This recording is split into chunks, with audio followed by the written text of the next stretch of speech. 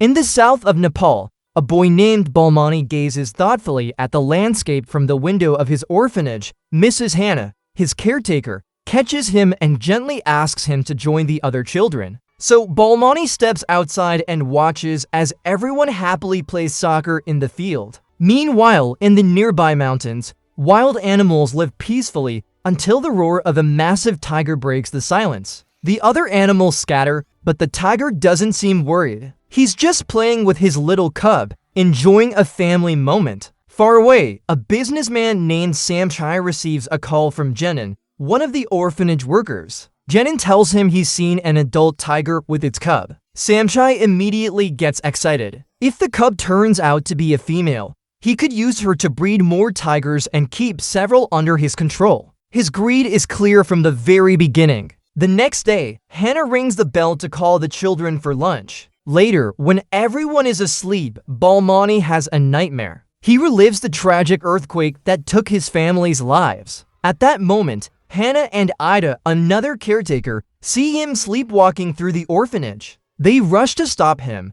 but before they can reach him, the boy falls and hurts his knee. After treating the wound, Hannah tells him gently that everyone at the orphanage is his family now, and they'll always be there for him. But Balmani, still heartbroken, replies that his real family is gone. His words leave both women completely discouraged. The next morning, Hannah resumes her classes. During one of them, she starts telling the children about an ancient monastery known as the Tiger's Nest. Hearing the name, Balmani's eyes light up because his mother used to tell him stories about that place. Hannah notices his interest and asks him to share what he knows with the others. Excited, the boy walks to the front and begins talking about the legends his mother once told him. But in the middle of his story, one of the boys makes fun of him, and soon everyone starts laughing. Embarrassed and hurt, Balmani goes silent. Later, while brushing his teeth, the same boys tease him again. Fed up with the bullying,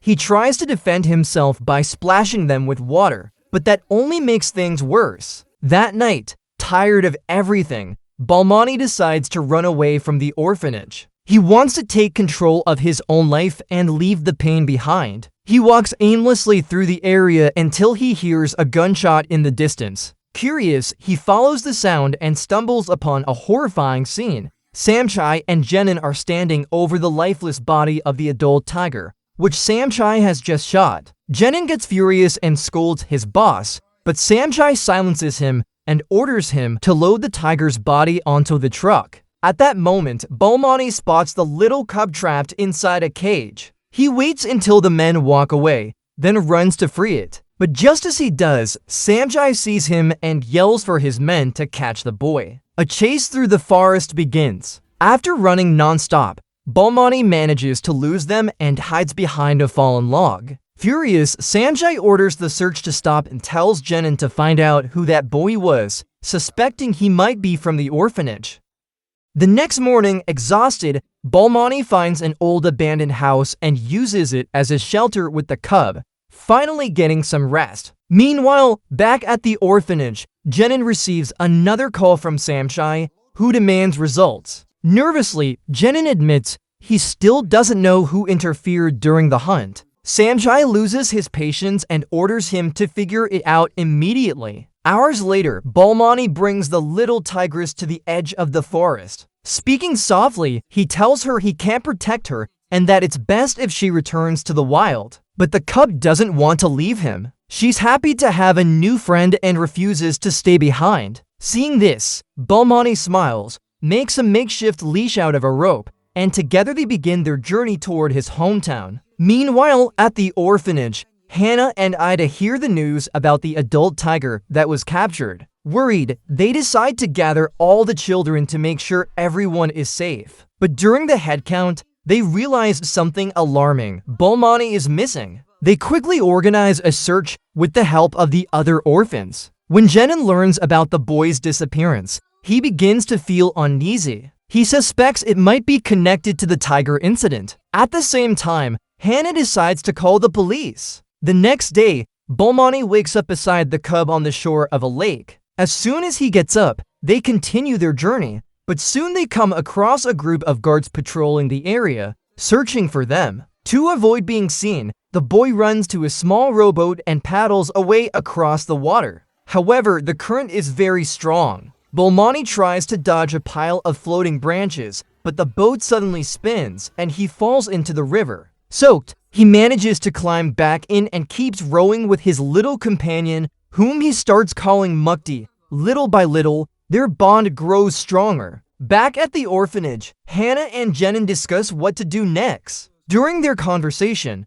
Jenin mentions that Bolmani was one of the victims of the great earthquake from several years ago, so he suggests searching in the city where the tragedy occurred. Hannah agrees and the two set out with the hope of finding him. Meanwhile, Bolmani and Mukti continue their journey. On a river bank, the boy spots a girl washing clothes and runs toward her to ask for help, as both he and Mukti are hungry. The girl panics, tries to run, but twists her ankle and falls to the ground. Bolmani approaches carefully and tells her he doesn't want to hurt her. He just needs some food and a place to spend the night. Seeing his sincerity, the girl calms down. She introduces herself as Beckney and takes him to her village. There, Bolmani explains that he's traveling with the cub after rescuing it from poachers. The villagers listen attentively, and one of the elders, moved by the boy's kindness, allows him to stay with them for a while.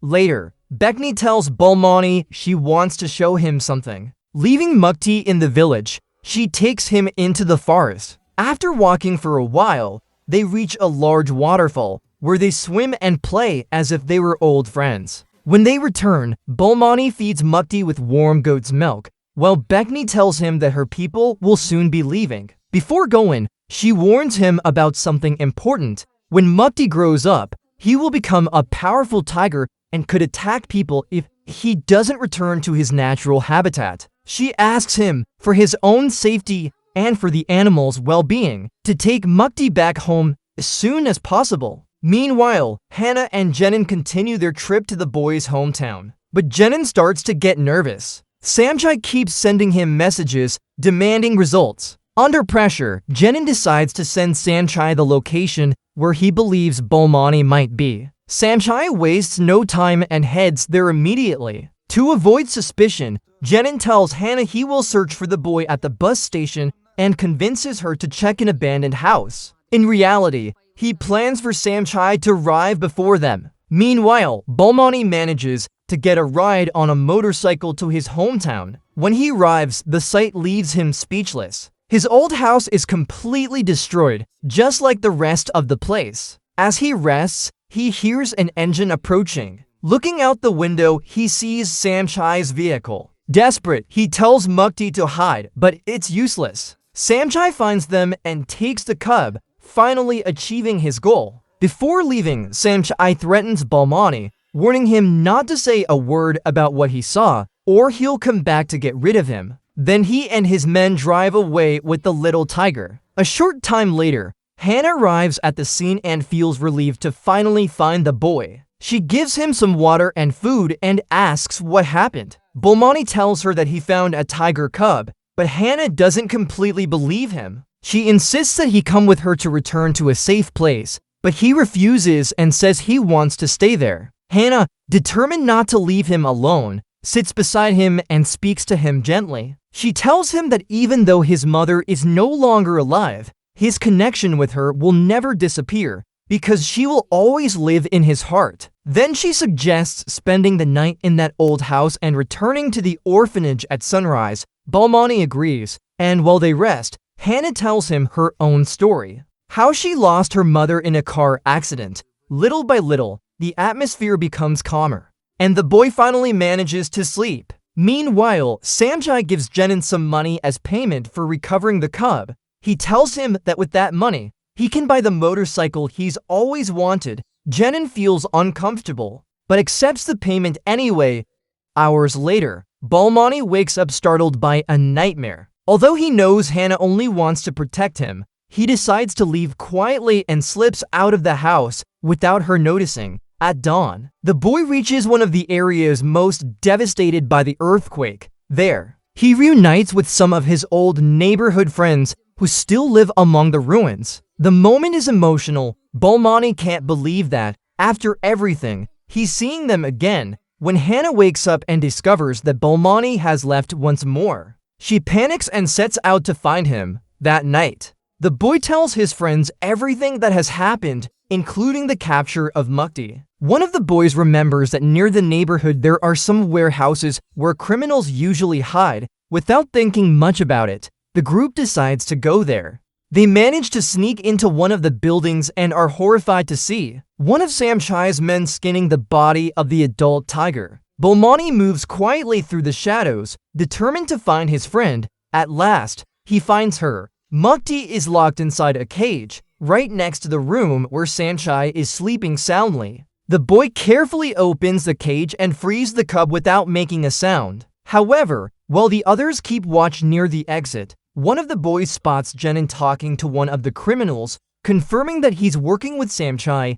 Balmani reunites with his friends, and they all run toward the exit, but suddenly one of them trips and knocks over a glass jar. The noise wakes Samchai, and when he sees the empty cage, he shouts for his men to catch the intruders. A chase begins, but the children barely manage to escape. One of them tells Balmani to hide while the others distract the men. Thanks to that, the boy and Mukti manage to get away. Furious, Samchai can't find them and takes out his anger on Jenin, warning him that this is his last chance to fix things.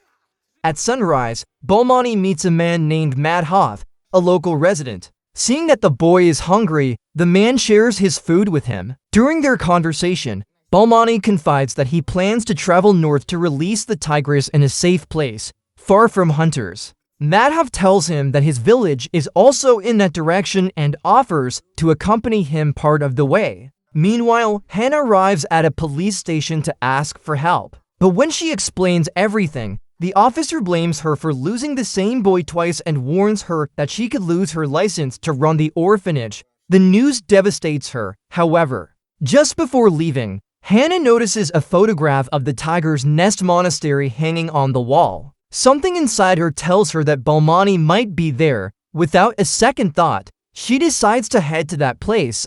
At the same time, Jenin tries to inform Samchai about the possible location of the boy, but just then, he accidentally bumps into someone and his phone falls to the ground. Hannah takes advantage of the distraction, grabs his phone, and discovers that he has sent Balmani's location to Samchai. Furious, she confronts him and demands an explanation. Far away, Madhav guides his new friend to a point on the road where they meet his uncle. The man picks them up in his truck and drives them north. During the journey, Madhav tells Balmani that he belongs to a tribe of honey hunters and that he wants to take him to see where his people live. After a long trip, they say goodbye to Madhav's uncle and continue their way on foot through the forest. Meanwhile, Jenin confesses to Hannah that he has been working with Samchai all this time. She can't believe it and feels completely disappointed, trying to calm her down.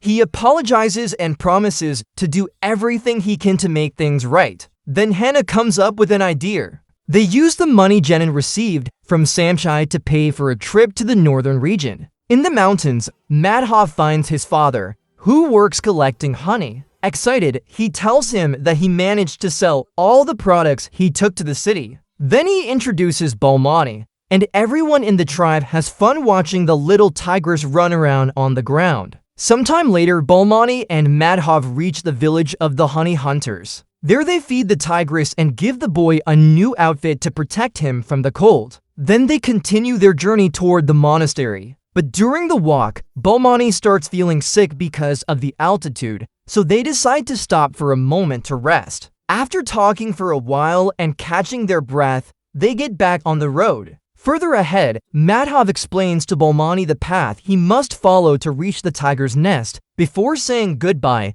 Balmani thanks him for everything, and the two part ways sadly. On the other hand, Hannah finally arrives in the region by plane. Upon landing, she meets her guide, who warns her that they must leave for the monastery immediately because a storm is approaching. Meanwhile, high up in the mountains, Balmani continues his journey with Mukti, but as hours pass, the bad weather catches up with them, and they both end up lost in the middle of a fierce snowstorm. Despite the freezing cold, The boy does everything he can to keep the little tigress warm and gives her some meat he had saved in his backpack. However, exhaustion and cold are too much, and Balmani ends up collapsing in the snow. Hours later, a group of men finds him unconscious and decides to rescue him. They place him on one of their horses and take him to their village. When Balmani wakes up and sees that Mukti is safe by his side, he feels relieved. Thanks to the tribe's care, both of them recover. The next day, the villagers accompany them part of the way to the monastery and, after wishing them good luck, say goodbye. Balmani continues the journey alone with Mukti, though increasingly tired, since the tigress has grown and is harder to control. Exhausted and frustrated, the boy loses his patience, removes her collar, and tells her to leave, saying that he can't stand her anymore. Confused and sad, Mukti slowly walks away. Now completely alone, Balmani spends the night by the fire to keep warm. At dawn, he resumes his path through the forest. After a while, he hears singing in the distance. When he looks up, he sees the majestic tiger's nest between the mountains. Excited, he runs toward it. At that moment, Mukti appears behind him, showing that despite everything, she still wants to be by his side. Realizing that they will finally be able to complete the journey together, Balmani and Mukti move on toward the monastery. But suddenly, Samchai appears out of nowhere and catches them by surprise. Pointing his weapon, he orders the boy to hand over the tigress immediately. Balmani refuses, which only enrages Samchai even more. He raises his gun and tells him that no one will miss him if he disappears. Even so, the boy doesn't back down. Filled with courage, he shouts to confront him. At that instant, Mukti reacts too. The tigress roars fiercely, leaps at Samchai, and knocks him down, causing his gun to fall to the ground. Balmani takes the chance, kicks the weapon away, and watches as his friend bites the criminal's leg to keep him from moving. In desperation, Samchai tries to break free, steps back without looking, and falls off a cliff. The fall ends his life.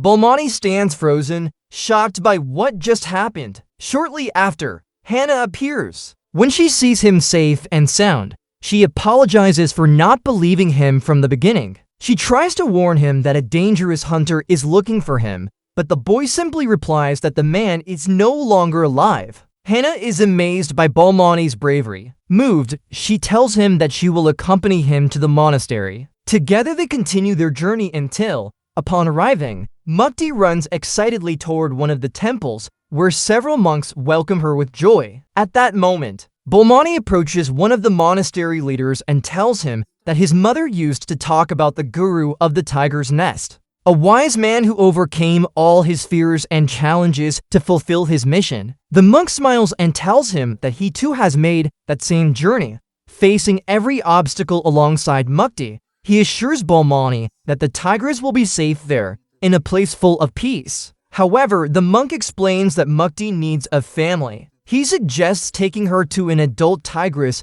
who has just had cubs. Balmani sadly agrees, and after some time traveling, they reach the territory where the mother tigress lives with her two cubs. Balmani says goodbye to his friend, and Mukti slowly walks toward the animals. But before leaving completely, the little tigress runs back, jumps into Balmani's arms, and gives him one last hug. With tears in his eyes, the boy tells her he will miss her very much. He removes the makeshift collar from her neck and asks her to enjoy her new life. The scene deeply moves Hannah and the monks, who watch as Mukti is welcomed as part of her new family. One of the monks approaches the boy and tells him that no matter how hard the past has been, there is always a chance to start again. Sometime later, everything returns to peace. At the orphanage, the children play happily in the garden while Jenin, in the kitchen, decides to take down the old poster of the motorcycle of his dreams. Hannah calls everyone to dinner, and before sitting at the table,